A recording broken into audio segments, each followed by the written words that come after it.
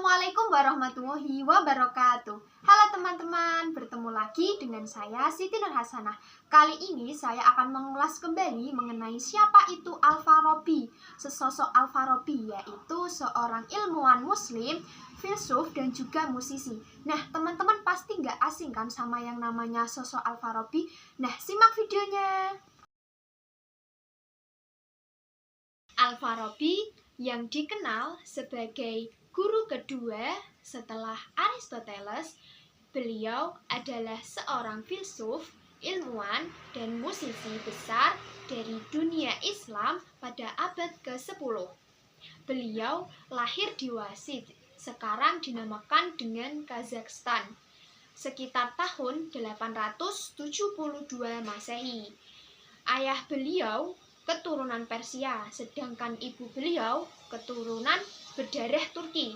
Nama lengkap dari Al-Farabi adalah Abu Nasir Muhammad bin Al-Faruq Al-Farabi. Sejak kecil, Al-Farabi sudah menampakkan kecerdasan istimewa dan bakat besar pada hampir setiap subjek yang dipelajari.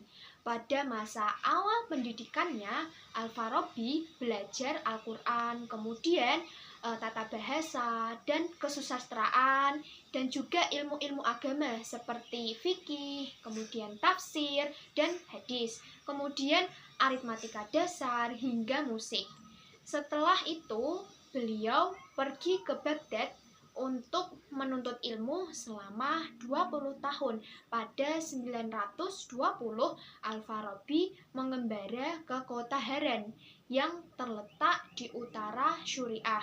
Nah, yang saat itu menjadi pusat kebudayaan Yunani di Asia Kecil. Beliau kemudian belajar filsafat dari filsuf Kristen terkenal bernama Yuhanna bin Gilad.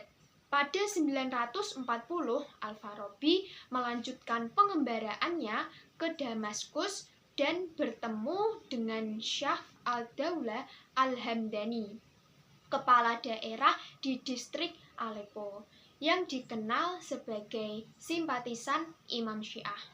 Nah, Al-Farabi memainkan peran penting dalam melestarikan dan mengembangkan filsafat Yunani serta memperkaya ilmu pengetahuan di dunia Islam.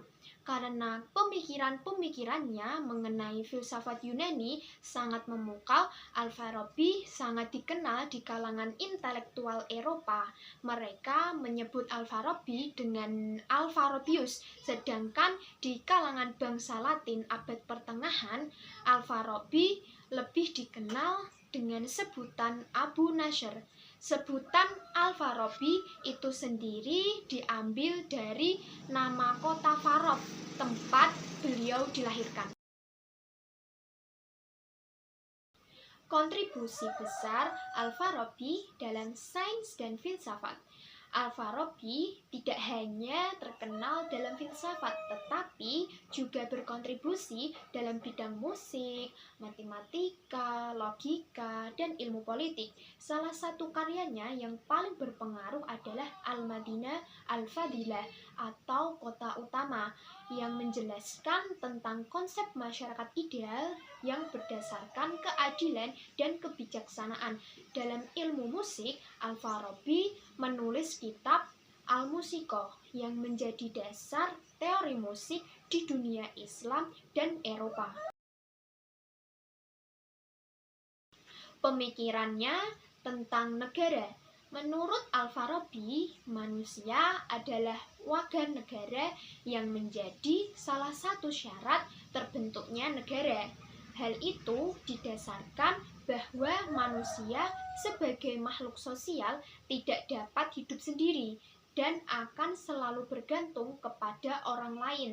Hubungan antar manusia yang panjang itu kemudian akan membentuk suatu komunitas dan akan menjadi sebuah negara. Menurut Al-Farabi, negara atau kota merupakan suatu kesatuan masyarakat yang paling mandiri dan paling mampu memenuhi kebutuhan hidup.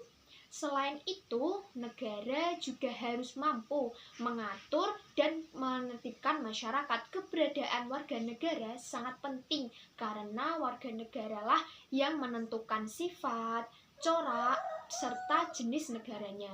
Dalam pemikirannya tentang negara, Al-Farabi membagi negara ke dalam 5 bentuk, yaitu yang pertama negara utama atau Al-Madinah Al-Fadilah. Kemudian yang kedua negara orang-orang bodoh atau Al-Madinah Al-Jahilah. Kemudian yang ketiga negara orang-orang fasik atau Al-Madinah Al-Fasiqah. Kemudian yang keempat negara yang berubah atau Al-Madinah Al-Mutabaddilah, dan yang terakhir yaitu negara sesat atau Al-Madinah Al-Dallah. Pengaruh Al-Farabi dalam perkembangan peradaban. Pemikiran Al-Farabi melampaui zamannya dan menjadi fondasi bagi banyak ilmuwan setelahnya, termasuk Ibnu Sina dan Ibnu Rushd. Gagasan Al-Farabi tentang harmoni dan logika terus menjadi sumber inspirasi hingga saat ini, menunjukkan bahwa pengetahuan dan kebijaksanaan sejati adalah warisan abadi yang melampaui batas waktu. Setelah sekian lama mengembara dan mengabdikan hidupnya pada bidang filsafat, Al-Farabi wafat pada 950 di usia 80 tahun. Al-Farabi wafat ketika kekhalifahan Abbasiyah sedang dalam periode kekacauan dan politik tidak stabil. Karya-karya Al-Farabi. Sebagai seorang ilmuwan yang berpengaruh di dunia Islam dan bahkan diakui oleh bangsa Barat, Al-Farabi meninggalkan sejumlah karya yang disusun selama hidupnya. Berikut ini merupakan salah satu karya Al-Farabi di bidang filsafat yang terkenal dan beberapa bidang lainnya, yaitu yang pertama ada Al-Madinah Al-Fadilah, kemudian yang kedua ada Al-Musiki Al-Kabir, kemudian ada Ihsaul Al-Iqa, kemudian ada Kalam fi Al-Musyiqi, dan Jawami Asyasha. Itulah sedikit materi yang dapat saya paparkan mengenai sesosok Al-Farabi. Semoga materi tadi dapat bermanfaat bagi teman-teman. Dan jangan lupa subscribe ya. See you!